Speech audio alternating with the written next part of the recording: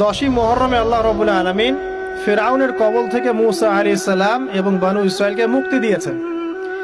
এটা ছিল মুহররম মাসের 10 তারিখ। এই নিয়তে আমরা সওম রাখি, এই নিয়তে আমরা রোজা রাখবো। এই দিনেই 10ই মুহররমে ইমাম হুসাইন রাদিয়াল্লাহু আনহু শাহাদাত ঘটে গেছে। এটা প্রায় 60 কি 62 হিজরি থেকে ঘটনা। কথা কি বুঝতে পারছেন? আমরা বুঝতে পারছি না, অনেক পরে। এই দিনেই হুসাইন রাদিয়াল্লাহু আনহু শাহাদাতটা ঘটে গেছে। এই কারণে আমাদের মধ্যে একটা প্রচলন হয়ে গেছে যে হয়তোবা এই উদ্দেশ্যে এখানে রোজা রাখতে হয়। আসলে ব্যাপারটা এমন নয়। একটু ব্যাখ্যা করলে বুঝবেন, আমি ব্যাখ্যাটা করতে চাচ্ছি, না হলে আপনাদের ক্লিয়ার হবে না। আর এই বক্তব্যটা হয়তো অনলাইনে যাবে, তা আমি এই জায়গা থেকে আপনাদেরকে একটু ব্যাখ্যা করে শোনাচ্ছি। একটু খেয়াল করেন আমার দিকে।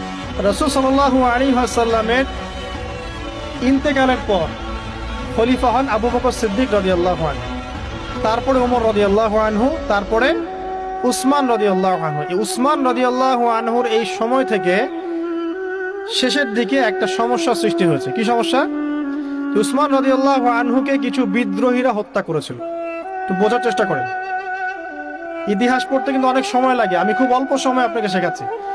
উসমান রাদিয়াল্লাহু আনহুকে হত্যা করেছিল কিছু বিদ্রোহী, ঠিক আছে? যিনি নবী সাল্লাল্লাহু আলাইহি ওয়াসাল্লামের জামাই, 2 জন মেয়েকে বিয়ে করেছেন, জিন্নুরাইন, তাকে হত্যা করেছে কিছু বিদ্রোহী। এরপরে খেলাফতের দায়িত্বে আসেন আলী রাদিয়াল্লাহু আনহু। কে আসেন? আলী রাদিয়াল্লাহু আনহু। আলী রাদিয়াল্লাহু আনহু দায়িত্ব নেন এই মক্কা মদিনা এই জায়গাটুকুর উপরে। তার হাতে সাহাবায়ে কেরাম বায়াত করেন। কিন্তু ওই দিক বলতে বোঝাচ্ছি সিরিয়া, শামের দিকে, সেদিকের গভর্নর ছিলেন মুয়াবিয়া রাদিয়াল্লাহু আনহু। কি নাম? মুয়াবিয়া রাদিয়াল্লাহু আনহু। তিনিও কিন্তু একজন বড় মাপের সাহাবী, ঠিক আছে? তো মুয়াবিয়া রাদিয়াল্লাহু আনহু সেখানে নিজে সেখানকার খেলাফতের দাবি করেন। আলী রাদিয়াল্লাহু আনহু হাতে বায়াত তিনি করেননি। আলী রাদিয়াল্লাহু আনহুকে বারবার একটা বিষয়ের চাপ দেওয়া হচ্ছিল যে উসমান রাদিয়াল্লাহু আনহু শাহাদাতের আগে বিচার করতে হবে, হত্যাকারীর বিচার করতে হবে।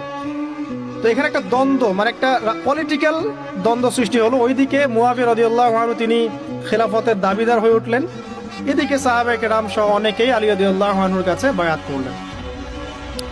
তো এর ফলশ্রুতিতে দেখা যায় আলী রাদিয়াল্লাহু আনহু তার রাজধানীটাকে কুফায় নিয়ে যান, ইরাকের কুফায়।